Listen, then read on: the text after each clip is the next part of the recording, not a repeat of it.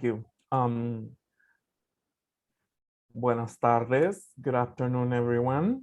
My name is Danny Gibbons, and I work for the Institute for Study Abroad, IFSA, and I'm going to share a little information about the programs that are approved by your school. Now I'm going to share my screen, and you're going to see my PowerPoint the old-fashioned way. Oops. Okay, so here we go. Oops. Yeah. So today I'm going to talk about the programs approved for Argentina, Chile, Mexico, Peru, and India. And just so you know who I am, this is me, Danny Gibbons, and this is me with a group of IFSA students at the Plaza Mayor in Lima, Peru. I'm the resident director for IFSA in Lima, Peru, and I'm also supporting my colleagues at the institutional engagement team who are in charge of usually doing this presentation. But I'm really excited to have the opportunity to share with you and give you some information about the amazing programs that IFSA proposes in several countries. And we're going to start with, in alphabetical order, with America Latina or Latin America, with Argentina. In Argentina, IFSA has its program based in Buenos Aires. Buenos Aires is the capital city. It's an amazing, huge city with millions and millions of people, but it's also very friendly. And it's a city with bustling culture. And it's a city, I would say that it's more or less a mix between New York and Paris, but in Latin America. So the name of the program is officially the Argentine Universities Program.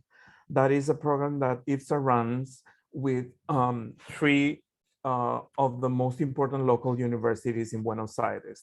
One is the University of Buenos Aires, or UBA, UBA. The other one is Universidad Salvador, and the other one is Universidad Torcuato Di Tella. The UBA or UBA is a public university, and Universidad Salvador and Universidad Torcuato Di Tella are private universities. So what you need is a minimum of a GPA of 2.5, and the usual amount of classes that you need to take are 3 or 4. That is a total of 15 to 16 credits per semester. That is usually 15 to 16 hours of classes during a single week. So you have an idea of more or less. And also, there is a language requirement to study in Argentina. You need to have 4 semesters of Spanish. There are some classes taught in English at especially the 2 private universities that I mentioned, Salvador and Torcuato Di Tella. But you need to ask Carrie about the requirements are Northwestern if you are allowed to take classes in English in an non-English destination, correct? What other options you have is the new because we changed the name recently. It's called IFSA Study in Buenos Aires Plus with a business and economics track. That means that you can take several of the electives that IFSA organizes only for IFSA students that are staying in Buenos Aires. And you can take one elective from any of the private universities that I mentioned, Salvador or Torcuato Di Tella. And the same applies for the other track, which is psychology and neuroscience. And again, the GPA requirement is 2.5. And also the usual amount of credits that you take is 14 to 16 credits. As I said before, you take IFSA electives with other IFSA students, and then 1 class with locals. There's an option to take more classes with the locals in the local universities, but that has a supplemental fee. In the IFSA study in Buenos Aires programs, there is no official language requirement. If you plan to take classes in English only, you can also take Essential Spanish. That is a super intensive program during the first week in Buenos Aires, where you take 15 hours of Spanish basics, so you can conduct yourself in the city and in the country in general. And of course, get to know locals. Some of the IFSA electives are, and it's very important because that's why we put it first, directed research. You can get the IFSA staff in Buenos Aires to connect you with local faculty and local academics or local institutions when you can do some directed research on the subject that you prefer. You can propose that. We have had students taking classes such as Spanish translation and linguistics, uh, topics about human rights, such as diversity, minority, and gender studies, and also human rights and the genocide. Buenos Aires, or maybe I should say Argentina, is very famous because their military governments have been super strict and restrictive, and they have had some uh, terrible repression of human rights. That was in the 70s. So there's of course an option to study that if that is one of your fields of interest. You can also take classes that are a little more fun, such as cinema in Argentina, literature in Argentina, and of course you are allowed to take classes to um, improve your Spanish proficiency. In the pictures, you can see a group of students at the Universidad de Buenos Aires, the UBA, and the other one on the below is a couple dancing tango in the street. Uh, I love Buenos Aires because it's full of culture, and it's a city where you can find street music, street art. There's this heritage of Italian culture and of course food. And they are very well known among all the Latin American countries for their production of books, for instance. So they have huge bookstores where you can spend hours literally. And there's one that is very well known, El Ateneo, that was constructed inside an old theater. So you still see the stage and you see the curtains, but it's all surrounded by bookshelves. It's really impressive. But now I'm going to move on to Chile. Chile is very special to me because Chile is one of the first countries where I had the opportunity to travel. And then on the top picture, you can see the Andes Mountains in Santiago. Um, when it rains, you usually can see it even clearer than in that picture. And you can see the snow-capped mountains, and it's beautiful. And the picture below is Valparaíso. Valparaíso is a port, so it's next to the ocean, and you can see there all the cranes and all the containers in the port of Valparaíso. But it's also very interesting because it's full of hills, and it's being known in Chile because it's home to many artists. And there's also an opportunity to see handicraft shops and lots of art, street art, and painters working in the streets. And it's also a very small city. You can walk everywhere. In the case of Santiago, it's a little bit bigger, of course, because Santiago is the capital city of Chile. Uh, what can you study? You can study like almost any subject, I would say. Again, the GPA requirement is a minimum of 2.5. You usually take around 15 credits per semester, that is 4 to 5 classes. And you're required to have a background of 4 semesters of Spanish language. There are some classes taught in English again, but you have to ask your school first for approval. Okay, what are the programs like? The Chilean Universities program in Santiago is connected to 3 of the most important Chilean universities. These are also the highest ranked, among the highest ranked in Latin America. Universidad de Chile, the Pontificia Universidad Católica de Chile, and Universidad Diego Portales. So these are big with several campuses. And of course, there's an option to take classes in almost any major that you need. In Santiago, some of the most popular classes are advanced Spanish and Chilean culture. And there are examples about engineering classes because some students have had the opportunity to take classes to transfer to their majors in engineering, such as analysis and design of electrical circuits, and also diversity and inclusion in education, strategic alliance, mergers, and acquisitions.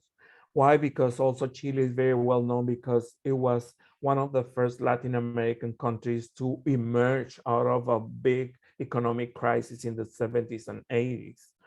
In the case of Valparaiso, the program is called the same, Chilean Universities Program, but in Valparaiso, you can study with Pontificia Universidad Católica de Valparaíso. It's a different one. And Danny, then I'm so sorry to interrupt you, but we actually are not affiliated with the Chilean Universities Program in Valparaiso. It's just Santiago for now. So okay, sorry. Valparaiso will be a great place for you to visit if you choose the Chilean Universities Program in Santiago, but unfortunately the program in Valparaiso is not open as an affiliated option for students at this moment. No problem. Yeah, it's very popular that all students stay in Santiago go to Valparaiso because it's just 2 hours away. And next to it is Viña del Mar, which is a beach town famous for its music and song festival every February. So, so those are the options in Santiago. Students usually can combine classes at any of the 3 universities. Again, it's Universidad de Chile, Pontificia Universidad Católica de Chile, and Universidad Diego Portales. So those are the options. In Mexico, the approved program is Mérida University's program. There we work with 2 universities called the UADY, or Universidad Autónoma de Yucatán, and the Modelo University. Both are very different. UADY is a big university and Modelo is a smaller one. But again, you can combine classes from both of them. And it's Mérida is a small city in the Yucatan Peninsula. It has a great weather all year long. It's sunny, which is something that we cannot say about all the other countries in Latin America, but it's always sunny in Mérida. And again, the GPA requirement is 2.5. And the usual workload is 15 credits per semester.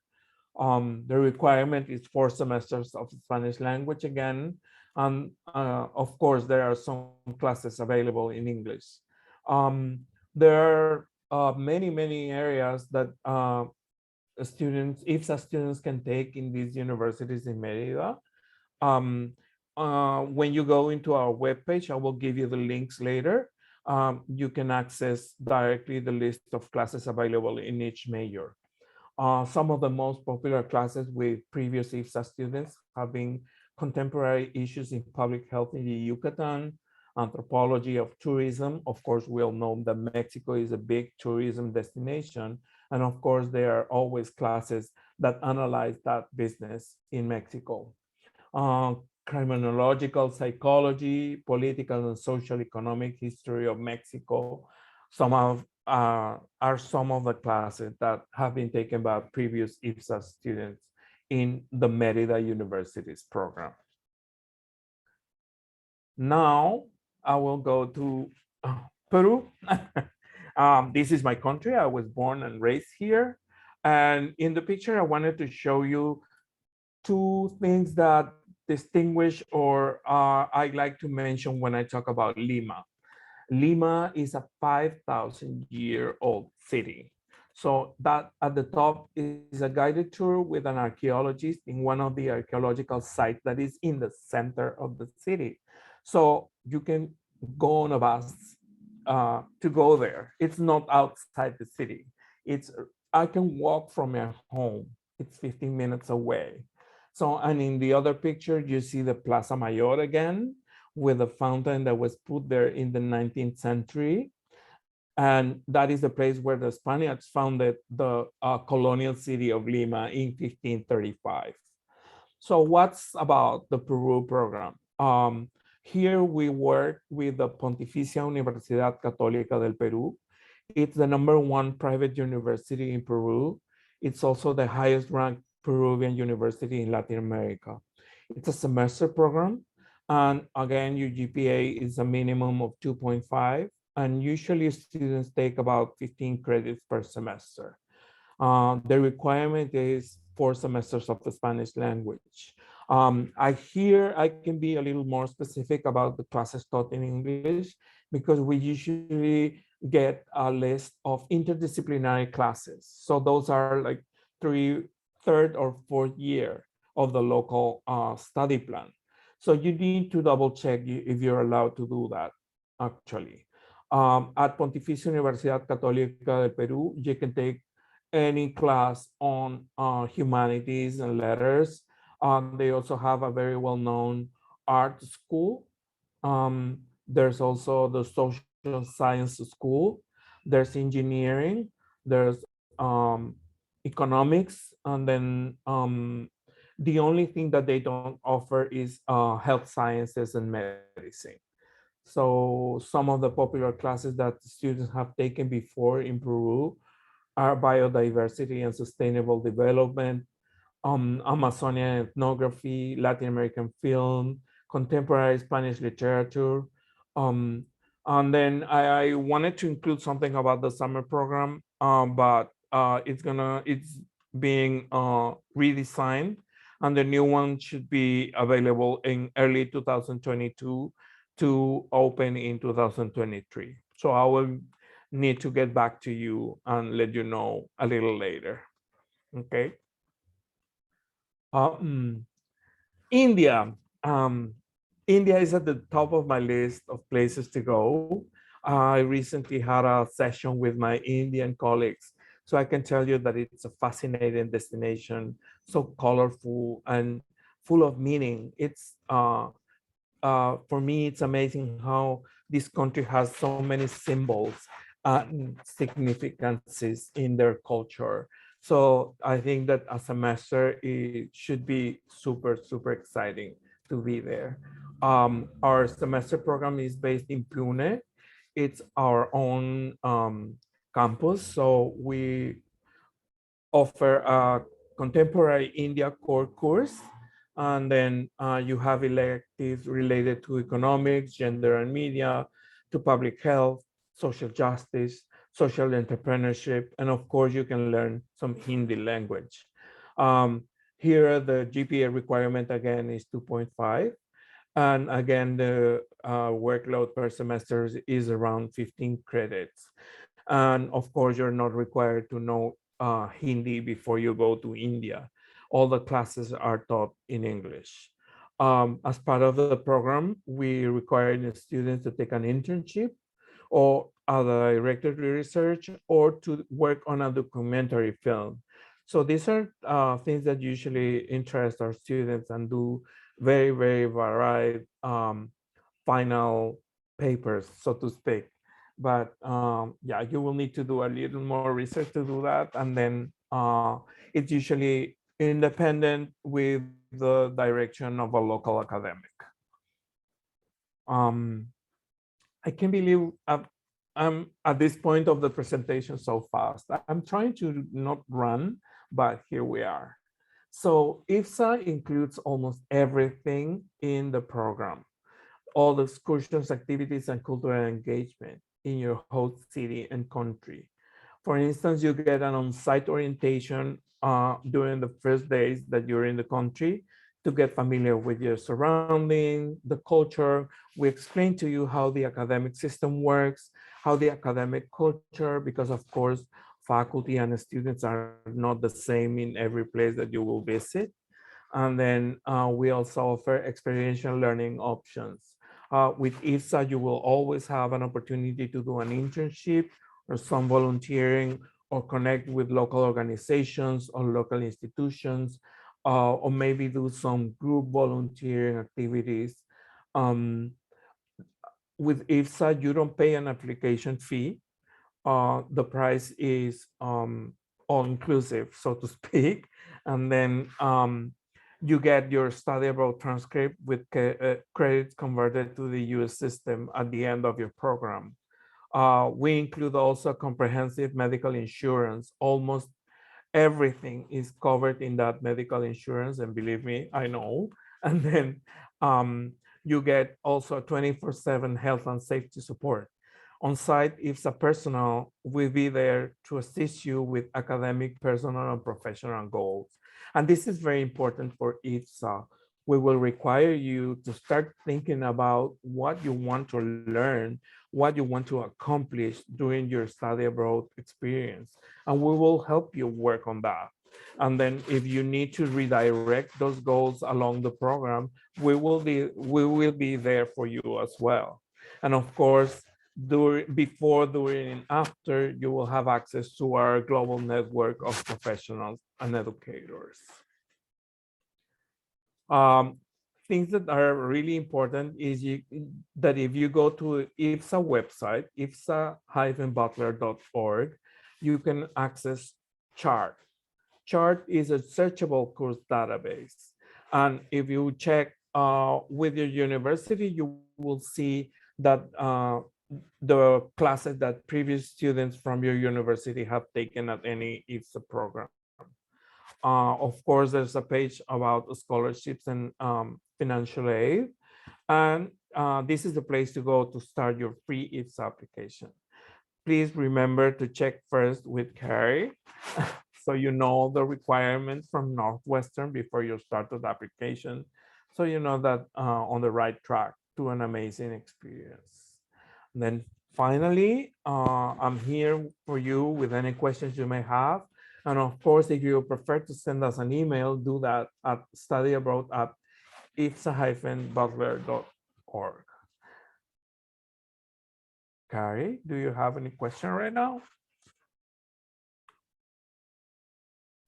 It doesn't look like we have any questions in the chat, but certainly if students who want to stay, looks like we lost one, but if you have any questions, you're welcome to enter them into the chat or raise your hand and turn off your mute.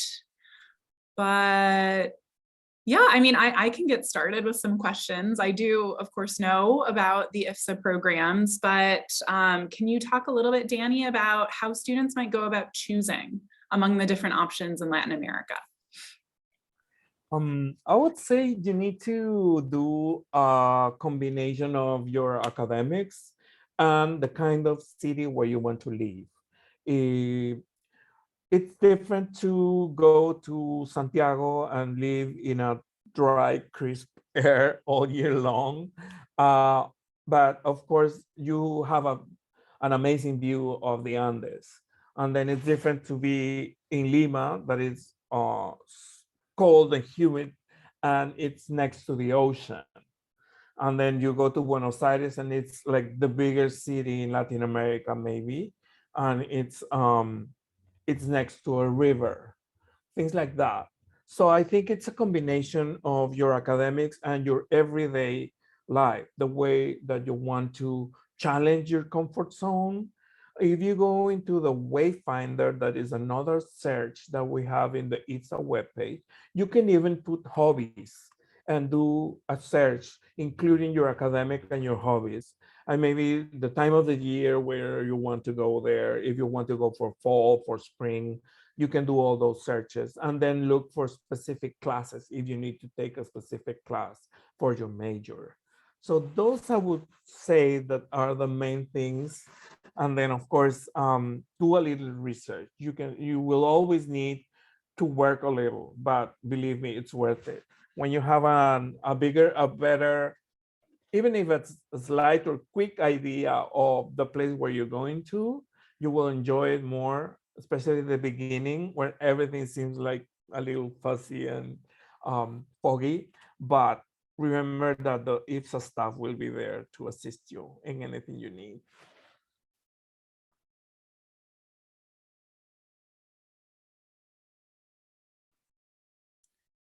It looks like we do have a question in the chat, and just for the purpose of the recording, I'm going to read it to you, Danny. The student noticed that there may be opportunities for research or internships while studying abroad with IFSA. So could you go into more detail on that? Yes. So during your application, you need to start mentioning that you want to explore that. What we will do is connect you with one of our staff, and they will guide you on the process. Part of the process is identifying your focus, what you want to research on, and then connect you with local faculty or a local institution that works on that subject, and then make a match so you can research with them. So similar thing is with internship. We're currently implementing an option to do a credit-bearing internship. I'm not sure if Northwestern allows that, but you can take a 3-credit class with an internship where you will have a supervisor at the local business or organization or nonprofit, for instance. Those are usually more available in Latin America. And then you will have a set of hours per week that you need to work. Usually it's not strange that you will have to combine some work at the office with some independent work that you will need to do, because sometimes institutions are super small, but those are the ones that need more help. Um, so you have an idea what research and internships students have done in Latin America. You can see that there's a student here that work on organic coffee. So they connected with coffee growers, and they help them participate in a fair in Lima. They came from the region. They came from another region, and the student helped them set up their strategy to sell their coffee and improve their crops. In other options, there have been students that have worked with LGBTIQ organizations. I have had students that have helped the uh, group of lady volunteers at the National Children's Hospital. And we also have a very strong relationship with an institution that works towards domestic workers' rights. And they also work to improve conditions for small children so they don't go into child labor. Um, some of those are topics. I had a student that uh, was Asian American. She was Chinese American, and she wanted to research on the Chinese Peruvian immigration and how it had distributed the Chinese Peruvian population had distributed in different areas of Lima. So she worked with the study of the Center for Eastern Studies at Católica University here in Lima, and also with a group of students for geography. So she combined urbanism with Asian studies. That was very, very interesting. Yeah. So those are some of the opportunities that you can find. And Julie, it's super customized. We will do every effort to find something that uh, matches exactly what you need, what you want to do. Mhm. So I have a plant question, and then I will ask Julie's last question. But because we're on the quarterly academic calendar here at Northwestern, our start and end of each quarter is not aligned with most of the rest of the world, and that's particularly problematic sometimes for our students who want to study in the fall. Can you talk a little bit about when fall programs start? Many of them do start early, and how students might be able to sort of plan, given that our spring quarter ends in mid-June, and some programs may start as early as July. Most of the programs in Latin America start in August. So it's early August or mid-August. And they go, because it's a full semester, not a quarter. You have 4 months and a half of classes. So it ends at the end of December. So that's the usual for the Latin America programs for the fall semester. I hope that's better. That matches the quarter calendar. And also, Julie was asking about the Spanish fluency. It depends. There are options where you can actually even do your research in English. It will depend a lot on the field that you want to work on. But then also I have, during this pandemic, we have had this remote internship program, and I have had students that didn't speak any Spanish working with a Peruvian organization. It was remote, so they basically met on Zoom and WhatsApp and through email, but they worked everything in English. So yeah, it depends. And then don't be too afraid of your Spanish. It usually improves once you are on site, because of course you will need to use it more frequently. And then, as I said before, there are options for English speaking students as well. Yeah.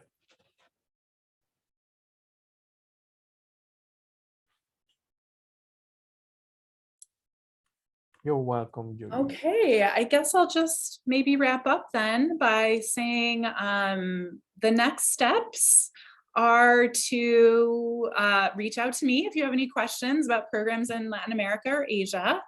Our application will likely open within the next week or two. We don't have a confirmed date by which we'll open the Northwestern application, but it will likely be soon. Danny, is the IFSA application open for fall 2022 at this point? You can start your application, yes. You can, so the IFSA application is open. The way it works is, in order for your IFSA application to be considered complete, I need to submit an advisor certification, and I won't do that until I've reviewed your Northwestern application. So typically students will submit their application to Northwestern first, and then start their program application afterward. The application deadline for fall programs through IFSA won't come until early April, right? April, exactly. May? Yeah. Yes. Yeah, it's usually April 1st, more or less. Yes. So you've got some time, but the Northwestern application deadline will be February 10th. So yeah, if you have any questions, feel free to reach out to me, or you can contact our colleagues at IFSA, and we hope to see your application forthcoming. I hope to see a lot of Northwestern students coming to Latin America and India. I'm gonna type here the main web page. Remember that we have the Wayfinder, where you can actually look for specific classes, hobbies, the cities, or the time of the year where you want to go abroad.